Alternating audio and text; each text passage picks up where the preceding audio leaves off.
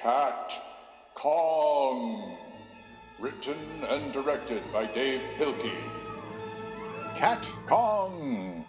Starring Flash as Professor Vincent Varmint, Rabies as Rosie Rodent, Dwayne as Captain Charles Limburger, and introducing Blueberry as the monster. This book has been rated terribly silly. Some material may be too silly for grown-ups. One dark and perilous night, 3 mouse explorers sailed toward a strange, uncharted island. Captain Charles Limburger steered the tiny vessel, while Dr. Vincent Varmint and his beautiful assistant, Rosie Rodent, looked on. When they reached the island, the 3 explorers were astonished. A group of natives was performing an ancient ceremony, offering up a sacrificial can of tuna fish and repeating a mysterious chant. Here, kitty, kitty. Here, kitty, kitty. Here, kitty, kitty, kitty, kitty. Suddenly, the island began to tremble.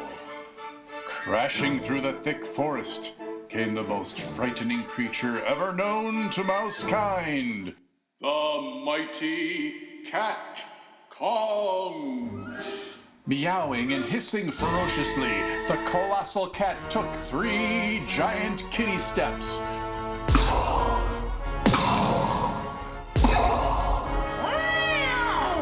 And tripped over the tuna fish can. Cat Kong bumped his head on the ground and was knocked out cold. "If only we could bring him back to the city with us," said Dr. Varmint. "No," replied Rosie Rodent. "It would be wrong to take this creature away from its natural habitat just to satisfy our scientific curiosity." "Forget science," squeaked Dr. Varmint. "Think of the money we could make."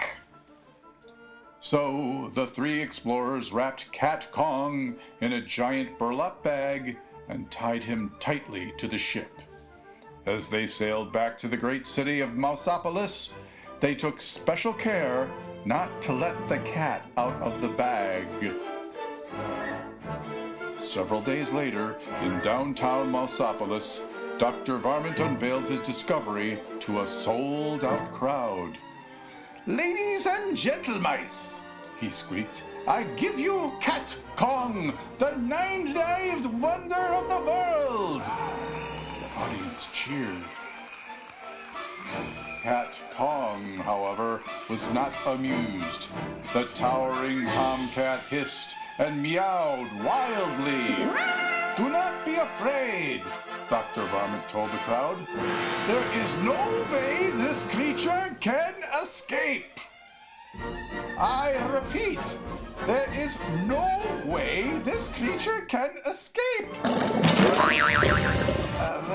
Actually, I could be wrong about that. Soon the city of Mouseopolis was in a panic. The ferocious feline tore through the streets, knocking down buildings, ripping out power lines, and generally causing quite a ruckus. Captain Charles Limburger rushed off to organize a counterattack team, while the beautiful Rosie Rodent watched the destruction from her apartment window. "Help!" cried the engineer. "The cat's got my train!" "Help!" squeaked the butcher. "The cat's got my tongue!" "Help!" shrieked Rosie. "The cat's got me!" Soon the crazed cat was heading straight for the top of the Romano Inn, with the beautiful Rosie tailing behind. A fleet of airplanes quickly flew into action, but their weapons were useless against the meowing menace. It seemed as if nothing could stop the terrifying Cat Kong. Then, suddenly, a squeaking ray of hope rocketed through the thick clouds of gloom and despair. Captain Charles Limburger to the rescue! Captain Limburger had a plan. He swooped close to Cat Kong and held out a red package tied with gold ribbons. "Hey, Cat!" he shouted. "Look what I've got!" He circled again and again, shouting, "You'll never guess what's inside this package!" Cat Kong stared intensely at the red package.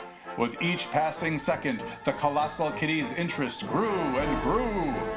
Finally, Cat Kong could stand it no longer.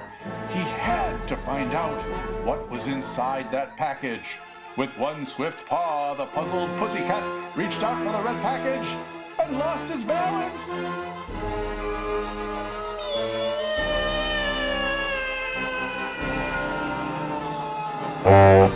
When the dust settled, a crowd of mice gathered to view the final resting place of the mighty Cat Kong. "He's fallen," said one mouse. "And he can't get up," said another. "Well," said the chief of police, "it looks as if Beauty killed the beast." "No," said Dr. Varmint, as he looked sadly into the glowing red horizon. "It was curiosity. Curiosity killed the cat."